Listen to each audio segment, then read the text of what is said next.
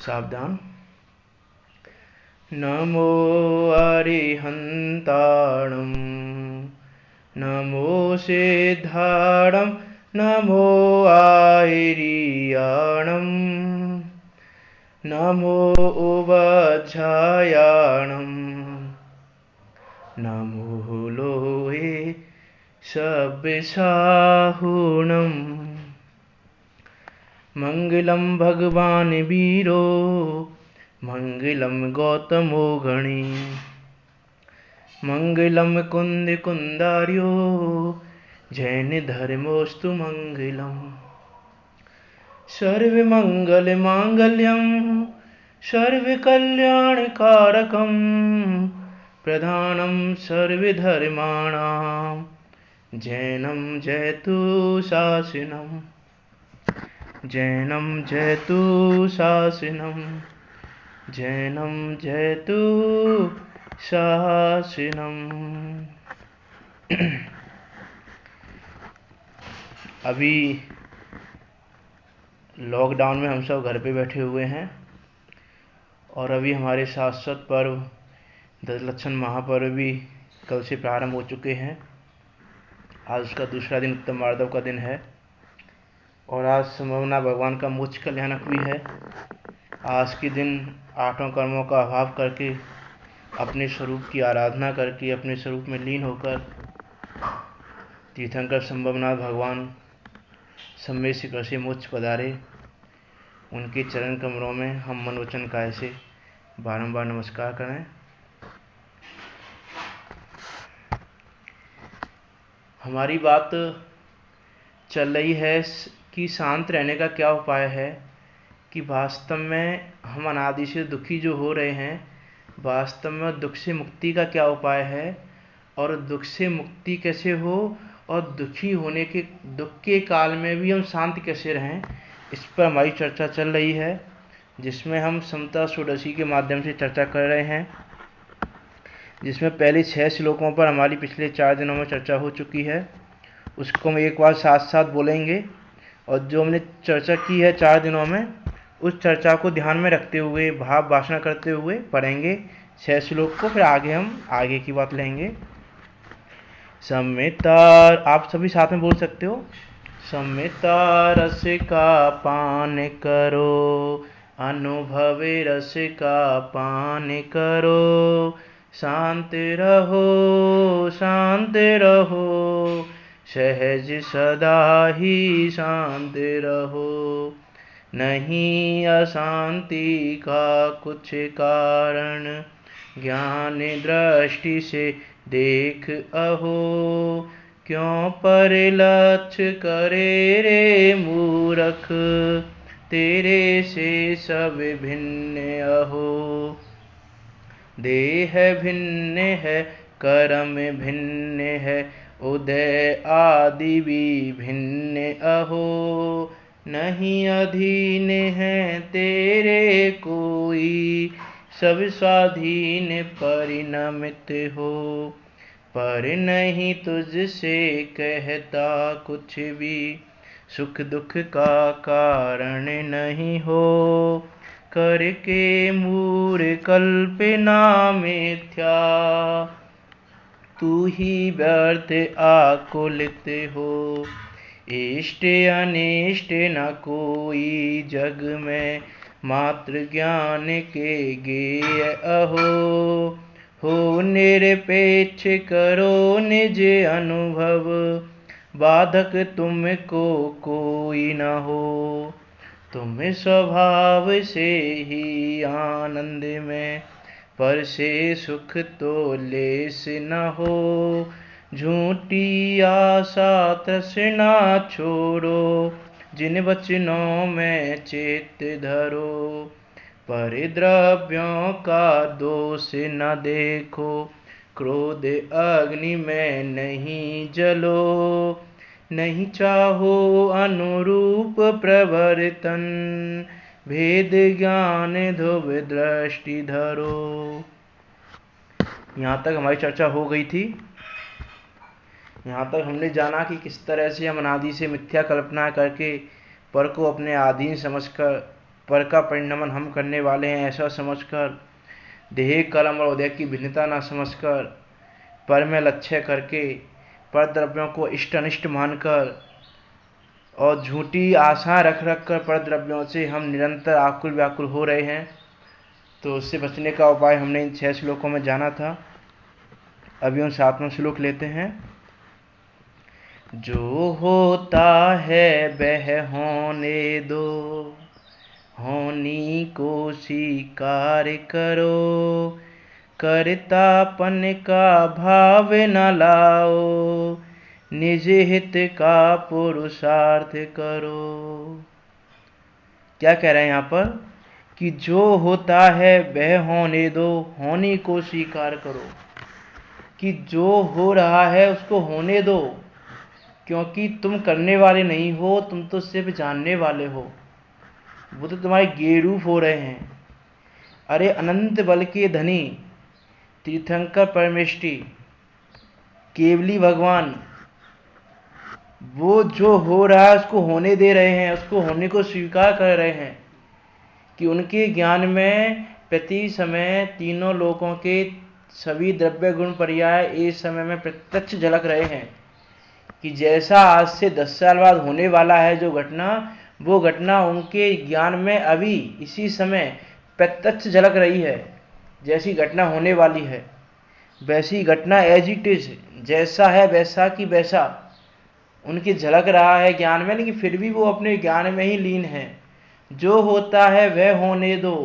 क्यों होने दो? क्योंकि सबका अपना परिणमन है। कि यदि हम कुछ करने वाले होते तो हम ये मानते कि जो होता है वह नहीं होने दो, लेकिन हम कुछ करने वाले नहीं हैं। किसी भी द्रव्य में करने जैसा गुण नहीं है कि किसी भी द्रव्य में कर्ता नाम का कोई गुण हो कि ये इसमें कर्ता गुण है, तो हम मान भी लें कि जो होता है उसको नहीं होने दें, हम कुछ कर सकते हैं। लेकिन हम कर क्या सकते हैं, हम ये विचार करें। आप सभी विचार करके देखो कि आपने, चलो पिछले पूर्व भवों का याद ना हो, इस भव का तो आपको याद होगा ही। बचपन से लेके अभी तक ऐसा कौन सा काम है जो आपने कर दिया?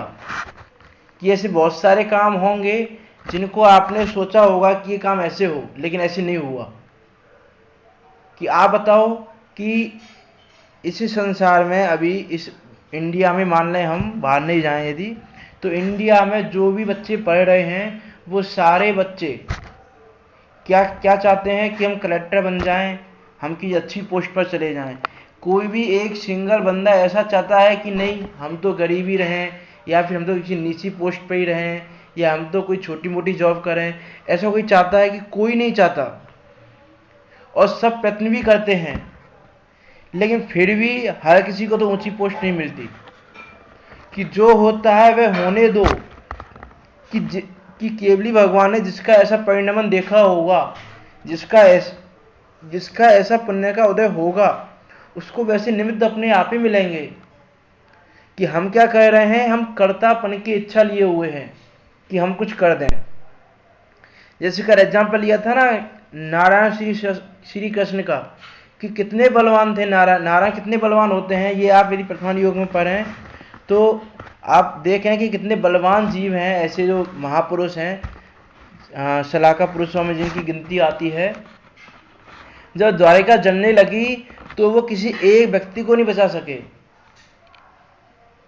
कि उन्होंने ये सोचा कि माता पिता को बचा लें, और खुद यदि रथ में जुट भी गए तो भी वो अपने माता पिता तक को नहीं बचा सके। और किसी की तो बात ही छोड़ो कि अपने माता पिता को भी नहीं बचा सके। कि जब उनका कर्म का उदय आया, जब उनका वियोग होना था, जब उनका आयु का क्षय होना था, उस समय वो क्षय होगा ही। उसको बचाने में समर्थ कौन है?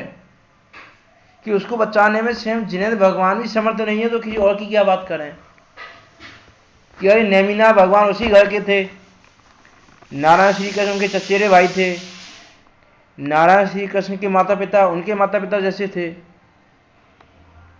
फिर भी उनके मन में विकल्प भी नहीं आया कि चलो जो हमारी नगरी है, हमारा होम टाउन है द्वारिका नगरी, हम कम से कम उसकी तो रक्षा कर लें। कि द्वारिका नगरी 12 साल बाद जलने वाली है, तो उससे तो बचाने का उपाय बता दें हम अच्छे से।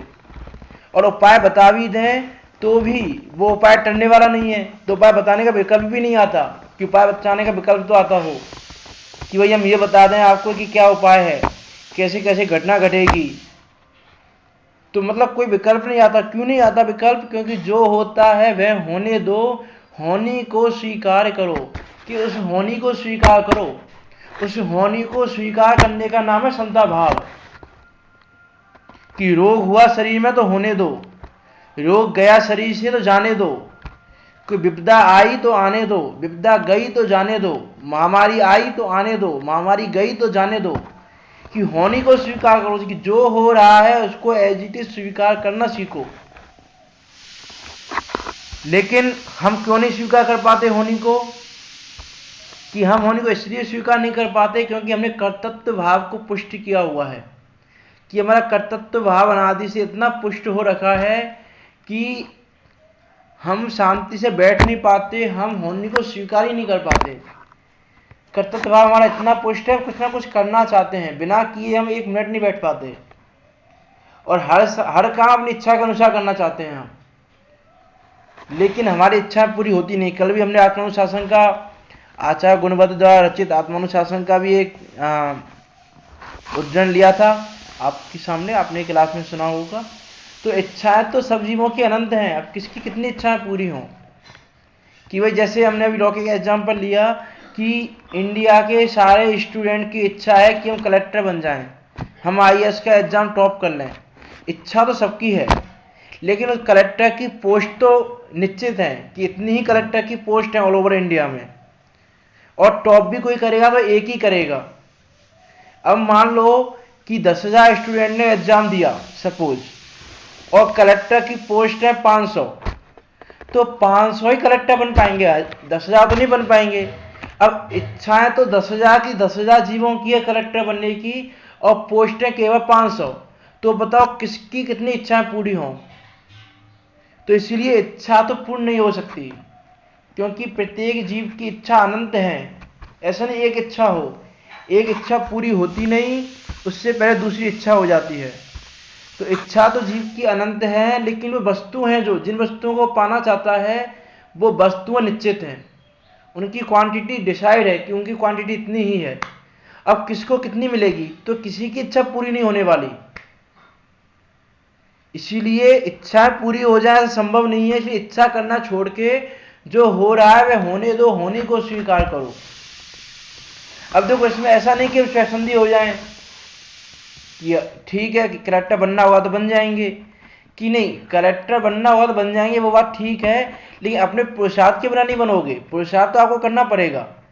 यदि ऐसा नहीं करो तो फिर आप, यदि हम ऐसा करें ना, यदि आपने ऐसा सोच लिया, मान लो कि आपने यदि ऐसा सोचा कि चलो होनी को स्वीकार करना है, तो जब बनना होगा जब बन जाएंगे, तो पढ़ के क्या करें, तो उस समय आपको आपके कर्म में या आपके योग में करेक्टर बनना ही नहीं था, इसीलिए होनी में आपका ऐसा विचार आ गया कि नहीं अब तो हमें पढ़ना ही नहीं है, अब तो बनना हुआ तो बन जाएंगे, तो उस समय ऐसा विचार आ गया।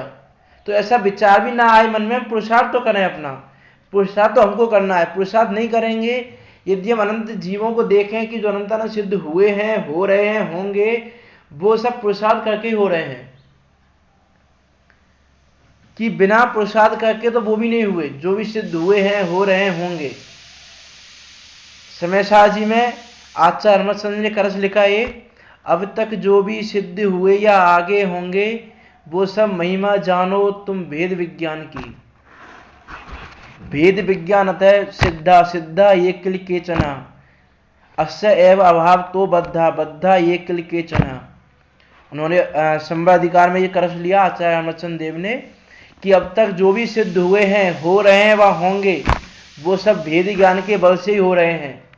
और जो इस संसार में बंध रहे हैं, जो इस संसार में रुड़ रहे हैं, जो इस संसार में भ्रमण कर रहे हैं, वो इसके अभाव से ही बंध रहे हैं, इसके अभाव से भ्रमण कर रहे हैं।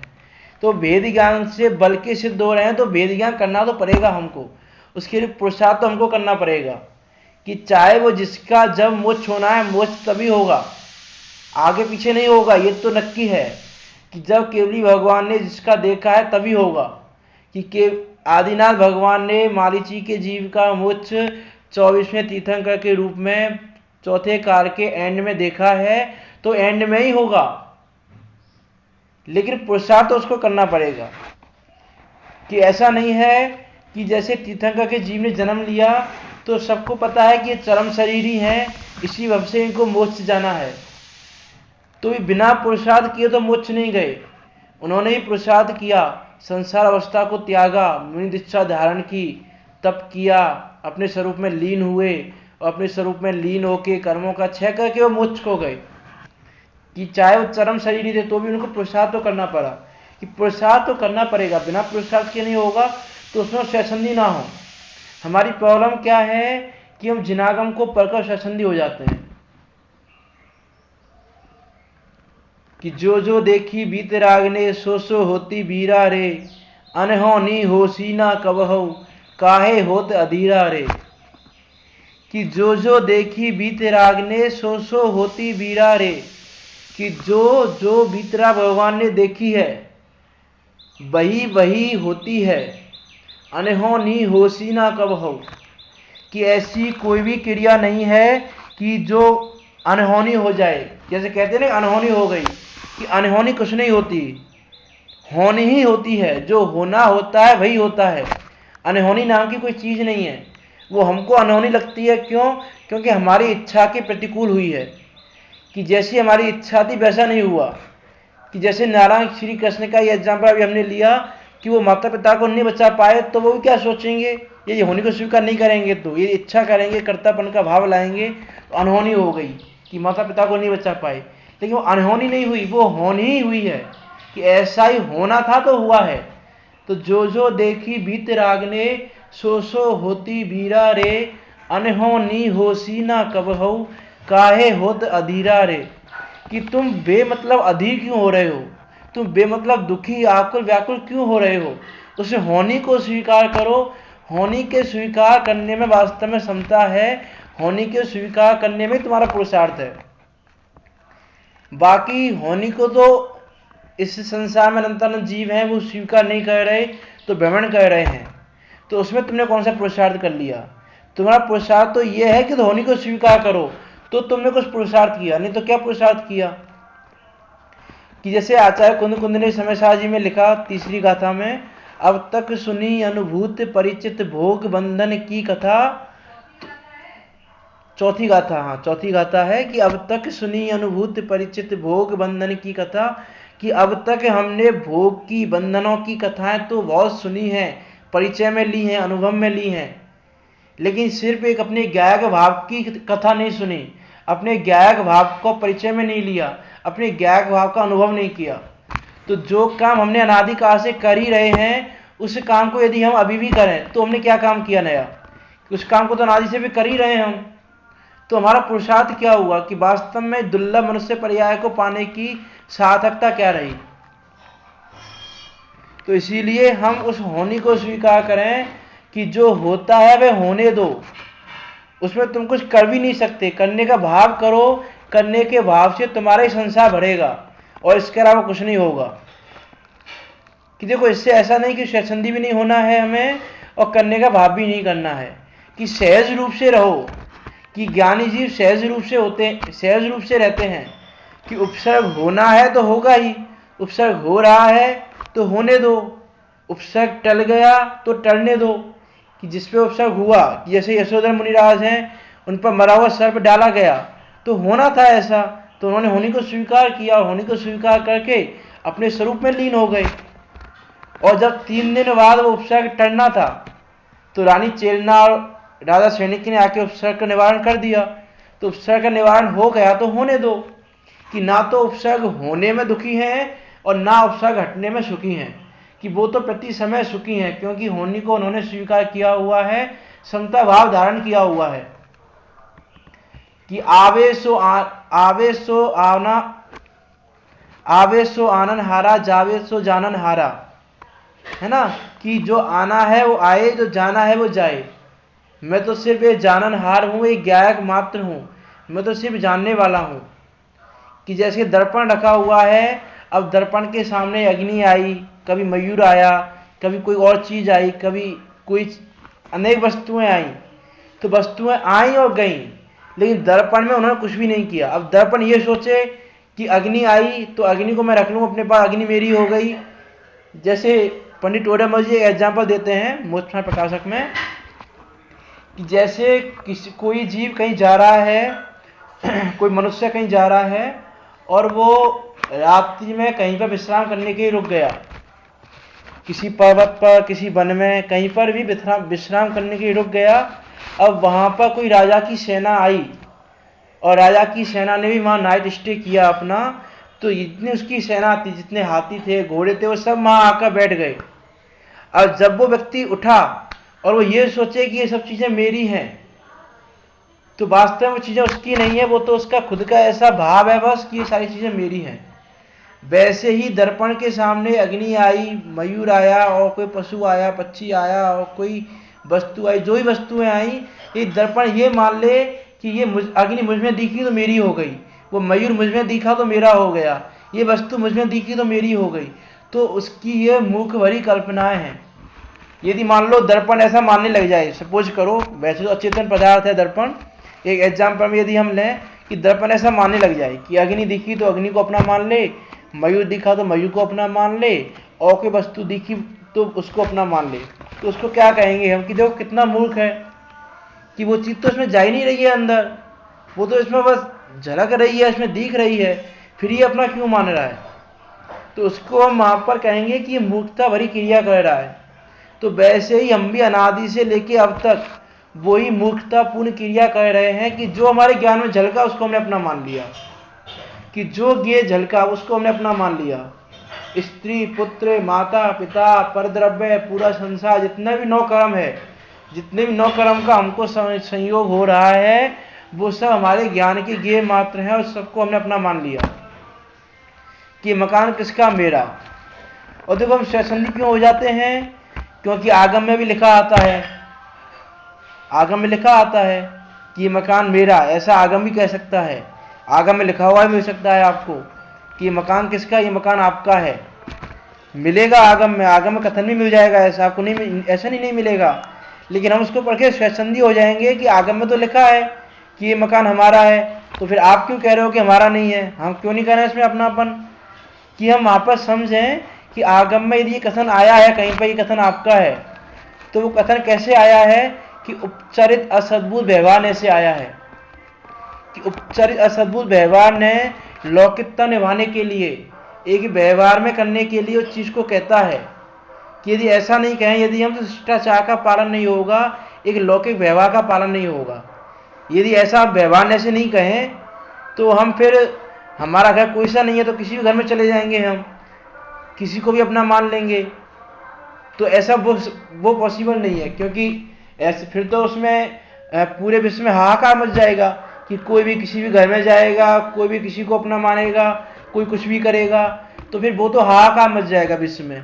तो इसलिए वो व्यवहार ने, और व्यवहार ने में भी सबसे स्थूल व्यवहार ने, कि जिसको कहते हैं उपचारित असद्भुत व्यवहार ने, कि उसमें वो उसके आधार से कह रहा कि मकान आपका है, क्योंकि वर्तमान में आपका संयोग है, वो आपके साथ संयोग रूप से जुड़ा हुआ है, इसलिए वहाँ भी कहा कि ये आपका है। लेकिन वास्तव में ऐसा कहने मात्र से हम स्वसंधि हो जाए और ऐसा मान लें कि जिनागम में ऐसा कथन है कि ये मकान मेरा है तो मैं अपना मानूंगा, तो वास्तव में वो कथन अपने मानने जैसा, मीन्स उसमें अपनापन मानने जैसा नहीं है।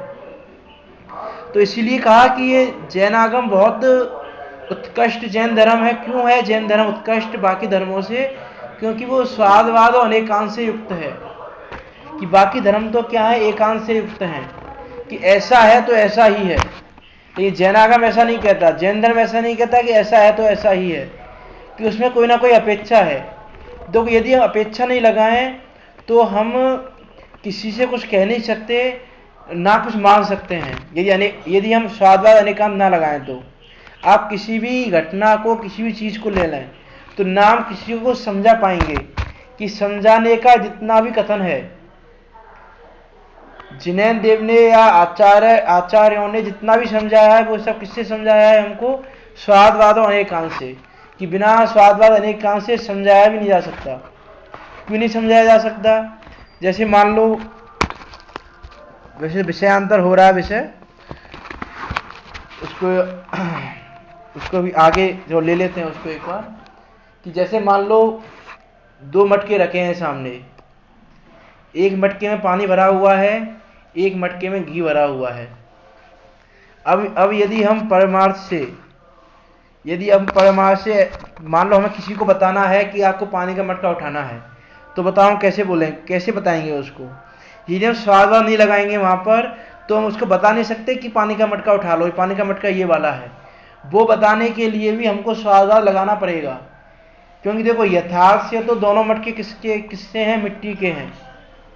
यदि हम ये कहें कि मिट्टी का मटका उठा लो, तो कौन सा मटका उठाएगा सामने वाला? कि दोनों मटके ढके हुए हैं, ऊपर से पता नहीं चल रहा है पानी है कि घी कौन से में है, पानी कौन से में है। अब हमें यदि सामने वाले को बताना है कि पानी का मटका उठाना है आपको, तो हमको बताना पड़ेगा कि पानी का मटका ये है और घी का मटका ये है। जबकि मटका पानी का नहीं है, मटका तो वो मिट्टी का बना हुआ है, पानी का बना नहीं है। और वो भी मटका मिट्टी का बना हुआ है, वो भी घी का बना नहीं है। लेकिन हमको समझाने के लिए कहना पड़ेगा। जैसे घरों में रसोई में स्टील के डिब्बे हैं, तो किसी में शक्कर रखी है, किसी में कोई मसाला रखा है, किसी में हल्दी रखी है, किसी में मिर्च रखा है। अब हमको किसी को बताना हो कि भाई देखो शक्कर के डिब्बे में से शक्कर ले लो, हल्दी के डिब्बे में से हल्दी ले लो, तो हमको बताना पड़ेगा कि शक्कर का डिब्बा है, ये हल्दी का डिब्बा है। जबकि डिब्बा तो स्टील का है परमार्थ से देखा जाए तो। लेकिन वहां पर भी हमको व्यवहार ने लगाना पड़ेगा, वहां पर भी हमको स्वादवाद अनेकांत लगाना पड़ेगा, तो हम किसी को समझा सकते हैं। वैसे ही आचार्यों ने भी हमको अनेकांत स्वादवाद के माध्यम से बताया। एक बार जिनवाणी स्तुति लिखी थी, उसमें एक लाइन लिखी थी, स्वादवाद की घोतक हो अनेकांत बताया है, अनेकांत में ही तुमने मुक्ति मार्ग दिखाया है, अनेकांत में ही हे माँ तुम्हें मुझको सिखा देना, ओ तमें जिनवर वाणी तुम्हें मुझको सुना देना, सम्यक आभूषण से तुम्हें मुझको सजा देना। कि ऐसी वो जिनवाणी वहां अनेकांत की घोतक है, स्वादवाद को बतलाने वाली है। तो यहाँ पर भी हम स्वसंधी ना हो, जो होता है वह होने दें, होने को स्वीकार करो, कर्तापन का भाव न लाओ, निज हित का पुरुषार्थ करो। कि कर्तापन का भाव नहीं लाओ और निज हित का पुरुषार्थ करो, कि जिसमें अपना हित है उसका पुरुषार्थ करो। कि जो अपना हित रूप नहीं है, जिसमें अपना हित नहीं है, उसका पुरुषार्थ करने का भी कोई मतलब नहीं है, उसके पुरुषार्थ करने का भी कोई कारण नहीं है। तो हम पुरुषार्थ ही वो करें जिससे अपना हित हो। और देखो हम पुरुषार्थ तो हम प्रति समय कर रहे हैं, ऐसा नहीं है कि हम मेहनत नहीं कर रहे हों। पंडित टोडरमल जी ने दूसरे अधिकार में लिखा कि यह जीव दुखी है और दुख को दूर करने का निरंतर उपाय भी रहता है। कि प्रति समय यह जीव दुख को दूर करने का उपाय भी करता है, लेकिन फिर भी दुख दूर नहीं हो रहा है, क्योंकि जो पुरुषार्थ है, पुरुषार्थ सही नहीं कर रहा है, वो निज हित का पुरुषार्थ नहीं कर रहा है और कर्तापने में लगा हुआ है, उस कर्तव्य में लगा हुआ है कि मैं ये कर दूं, ये करने का पुरुषार्थ, ये करने का पुरुषार्थ, ये करने का पुरुषार्थ, लेकिन कर कुछ सकता नहीं है, इसलिए उसका वो पुरुषार्थ व्यर्थ जा रहा है। पुरुषार्थ तो अनादि से करता आ रहा है, ये जीवन आदि से कर रहा है, प्रति समय कर रहा है, लेकिन पुरुषार्थ इसने सही नहीं किया। और देखो हम इस कोरोना जैसी महामारी से दुखी हो रहे हैं, तो इस पर एक विचार आया था कि जैसे ये कोरोना वायरस है, वो एक इंद्रिय दो इंद्रिय जो भी जीव हो, उसी जीव ने पूरे विश्व को आश्चर्यचकित किया हुआ है, पूरे विश्व को इस समय दुखी किया हुआ है, पूरे विश्व को इस समय उसने अपने चंगुल में फंसाया हुआ है। मीन्स उस एक इंद्रिय जीव की पावर का अंदाजा लगाए हम, उसकी पावर कितनी है कि उसने पूरे विश्व को हिला के रख दिया। कितनी ताकत है उसमें, कितना बल है उसमें, कितनी शक्ति है उस जीव में, एक इंद्रिय जीव में। तो जब एक इंद्रिय जीव में इतना बल है, तो हम पंचेंद्रिय जीव हैं। हम जो जीव हैं जिसमें शक्ति नाम का गुण है, उसमें कितनी ताकत होगी उस जीव में, हम विचार कर रहे हैं उस चीज का भी। और हम प्रतिक्षण दुखी क्यों हो रहे हैं? देखो कि हमने कर्तृत्वपने को माना हुआ है, हमने अपने आनंद गुण को नहीं जाना कि हम आनंद बाहर खोज रहे हैं, जबकि आनंद हमारे अंदर है। आनंद नाम का गुण हमारे अंदर विद्यमान है कि यदि हम उसको देखें तो हम प्रति समय आनंद का भोग करें। जैसे अनंतानंद सिद्ध परमेष्टि प्रति समय आनंद का भोग कर रहे हैं, हम भी ऐसे ही प्रति समय आनंद का भोग कर सकते हैं। लेकिन हम उस आनंद का भोग क्यों नहीं कर पा रहे हैं? क्योंकि हम आनंद पर में ढूंढ रहे हैं। एक भजन आता है, आपने सुना होगा, आनंद स्रोत बह रहा और तू उदास है, आनंद स्रोत बह रहा और तू उदास है, अचरज है जल में रह के भी मछली को प्यास है, अचरज है जल में रह के भी मछली को प्यास है। कि जैसे जल में रहते हुए भी मछली को प्यास लगे, ऐसा आश्चर्य हो, वैसे ही आनंद गुण का धारी होने के बाद भी मैं बाहर उदास बैठा हूं, दुखी बैठा हूं, ये बड़ी आश्चर्य की बात है। जैसे उसमें एक लाइन आती है, गन्ने में जो मिठास फूल में सुवास है, गन्ने में जो मिठास फूल में सुवास है, तेरे आत्मा में ही परमात्मा वास है। कि जैसे गन्ने में मिठास भरी हुई है, जैसे उस फूल में सुगंध भरी हुई है, वैसे तेरे आत्मा में वो परमात्मा वास है, वो परमात्मा पना भरा हुआ है। बस उसको जानने की जरूरत है, उस आनंद गुण को जानने की जरूरत है। यदि हम उस आनंद गुण को जाने तो वास्तव में इस संसार का कोई भी द्रव्य हमको दुखी करने में समर्थ नहीं है, हम दुखी नहीं रह सकते। उस भजन को आप सब पढ़ना, भजन में 4 उसमें छंद हैं, तो उसको आप पढ़ें कि ऐसा हम उसे मछली की तरह ना रहें कि जल में रहते हुए भी प्यासे रह जाएं। तो हम भी उस आनंद गुण के धारी होने के बाद भी आनंद से वंचित रह जाएं, हम ऐसे ना रहें। अनादिकाल से अब तक हम आनंद से वंचित रहे, लेकिन हम आगे आनंद से वंचित ना हो, उदास ना हो, दुखी ना हो। तो उसका हमको प्रयास करना है, और उसका प्रयास हमको ही करना है। इसीलिए कहा कि निज हित का पुरुषार्थ करो, कि अब अपने हित का पुरुषार्थ करो, कि जिसमें अपना हित है। बाकी पुरुषार्थ तो हमने अनादि से बहुत कर लिया, और यदि वैसा ही पुरुषार्थ करते रहेंगे तो अनंत काल तक करते रहेंगे। कि देखो, आगम में कथन आता है, ज्ञानी जीव कहते हैं कि चाहे आज करो, चाहे कल करो, और चाहे अनंत काल बाद करो, सुखी होने के लिए तुमको अपने गायक स्वभाव का ही आश्रय लेना पड़ेगा, लेना पड़ेगा, लेना पड़ेगा, और कोई दूसरा सुखी होने का मार्ग नहीं है। अब चाहे वो आश्रय आज ले लो, चाहे कल ले लो, चाहे अनंत काल बाद लेना, कि सुखी तभी होगे। तब तक सुखी तो नहीं हो सकते जब तक दुखी ही रहोगे। ये सुखी होना है तो ज्ञायक स्वभाव का ही आश्रय लेना पड़ेगा। अब आपको कब तक दुखी रहना है वो आप देखो, कि आपको अनंत काल तक दुखी रहना है तो अनंत काल बाद आश्रय ले लेना, आपको दुखी नहीं रहना है तो आज ही आश्रय ले लो, कल आश्रय ले लेना। जब आश्रय लोगे सुखी तभी होगे, उससे पहले तो सुख की कणिका भी नहीं हो सकती। क्योंकि कहा ना 5वें श्लोक में, तुम स्वभाव से ही आनंद में, पर से सुख तो लेस ना हो। कि तुम स्वभाव से ही आनंद में हो, पर से तो लेस मात्र भी सुख नहीं हो सकता। सुखी होने का एकमात्र कारण अपने ज्ञान